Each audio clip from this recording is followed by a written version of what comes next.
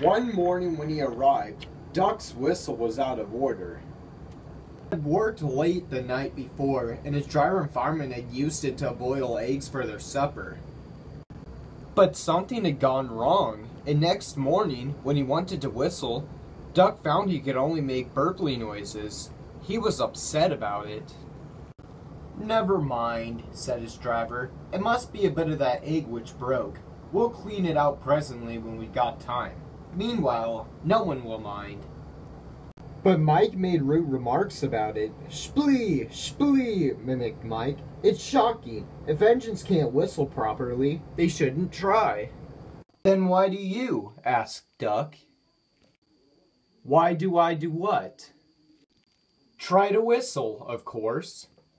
"Shut up. You're jealous." Mike was proud of his shrill whistle. "Mine's better than yours, anyway." "Listen, Mike," said Toby, who had just puffed up. "If I had a whistle like yours, you know what I'd do?" He paused impressively. "I'd lose it." "The idea!" spluttered Mike. "Whistles are important, let me tell you. Engines without whistles aren't proper engines at all." Mike went redder than ever with fury. His steam pressure went up suddenly, and his safety valves blew off. Whoosh! "Come on, Mike," said his driver. "The train is ready." Mike backed down on the coaches, whooshing angrily.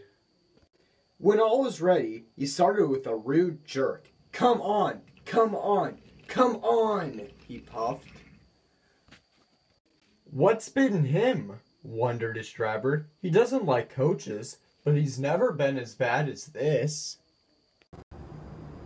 Mike whistled loudly at the least excuse. "They're jealous. They're jealous," he muttered as he bucketed along. "I'll show 'em.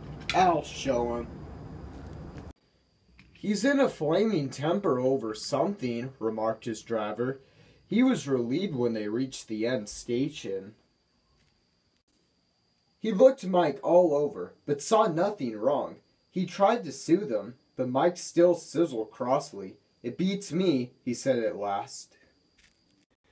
Then soon after they had started back, he heard a thin, persistent tickle. "That's something loose on his boiler," he thought. "I'll tighten it at the next station." But he never got the chance. It was the cow's fault. She stood on the track, busily cropping grass. She took no notice of the train. Mike stopped. He wasn't frightened. He had met her before. She only made him cross. He came slowly forward, whooshing steam from his cylinders. "Shoo! Shoo! Shoo!" The cow just flicked her tail and went on eating.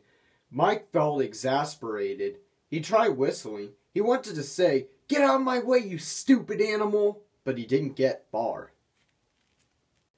The second peep turned into a tremendous whoosh as his whistle cap shot up like a rocket and landed in a field. Driver and guard started to look for it, but some passengers objected.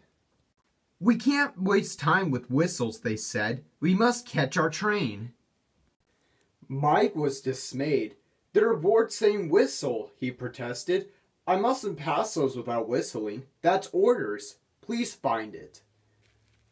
"Sorry," said the passengers. "We can't wait. We'll have to whistle for you. That's all." And so it was arranged.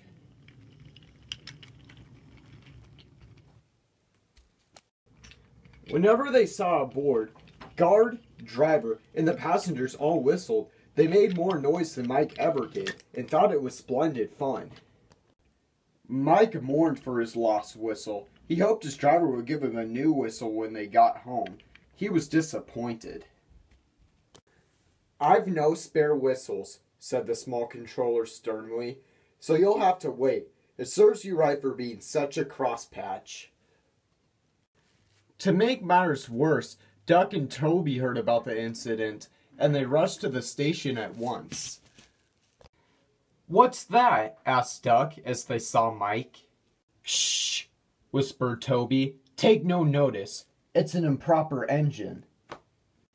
Why improper? He looks all right to me. It's got no whistle. Oh dear, said Duck. How shocking. We don't approve of this sort, do we?